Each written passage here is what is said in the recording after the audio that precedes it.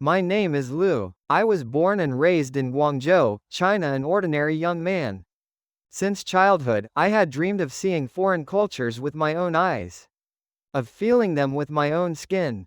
I wanted to experience the cities and daily lives I had only known through textbooks and screens. Japan was to be the first step toward that. Dream a country where anime and films, ancient history and modern cities coexist. I longed to discover something new there. The moment I stepped off the plane at Kansai Airport, my chest filled with both excitement and unease. I had studied a little Japanese, but in real conversation my tongue refused to move. My English was not perfect either. Amid the neon lights of an unfamiliar city and the hurried footsteps of strangers, I felt smaller and smaller.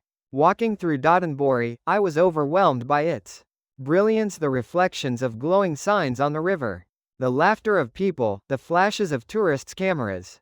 Yet within that dazzling scene, I felt utterly alone. I could not exchange words with anyone. Even in a restaurant, I failed to order properly. In the end, I bought rice balls at a convenience store and ate them alone in my hotel room, wondering, why did I come all this way? The city lights outside my window were beautiful, but inside my heart was dark. I had come to a foreign land, yet I remained trapped inside my shell.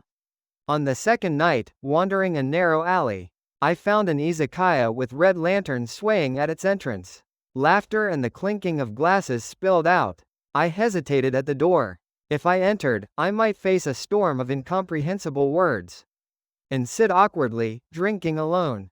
But deep inside, a voice whispered, if you don't take a step here, when will you? I opened the door. Welcome, the owner greeted brightly. I bowed awkwardly and said, just one. My pronunciation was clumsy, but he seemed to understand, and guided me to a counter seat. Opening the menu, I froze. No pictures, only Japanese characters. I pulled out my phone and started a translation app. A middle-aged man beside me noticed and spoke. First time here? Startled, I nodded. He smiled and pointed at the menu. This is okonomiyaki, a specialty of Osaka. You should try it. His tone was slow and kind. I bowed deeply in gratitude. Conversation followed. He was a company employee, there with friends. Offering me a drink, he said, kanpai. For the first time, I echoed the word in Japanese kanpai. The sake was warm, and my heart warmer still. They told me about Osaka's sights and spoke of Japanese culture. In broken Japanese, I explained why I had come, what dreams I carried. They listened, laughed, and shared in my feelings. I worried, I admitted softly, that if I said I was from China, people here might treat me coldly. The owner, pouring more sake, replied, here, everyone is a guest. If hearts connect, nationality doesn't matter. I lowered my head, eyes burning. Quietly, I wiped away tears. They were not tears of loneliness, but of being understood, accepted.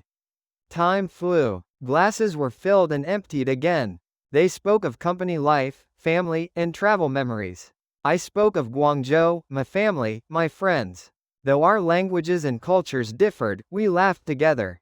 And then I realized what I had feared was not the wall of language, but the wall of the heart. And here, tonight, that wall had crumbled. Outside, Osaka's night still blazed, with neon, reflections shimmering on the river, footsteps never ceasing. Yet my heart shone brighter. I was no longer alone. In this city, in this foreign land, people could connect.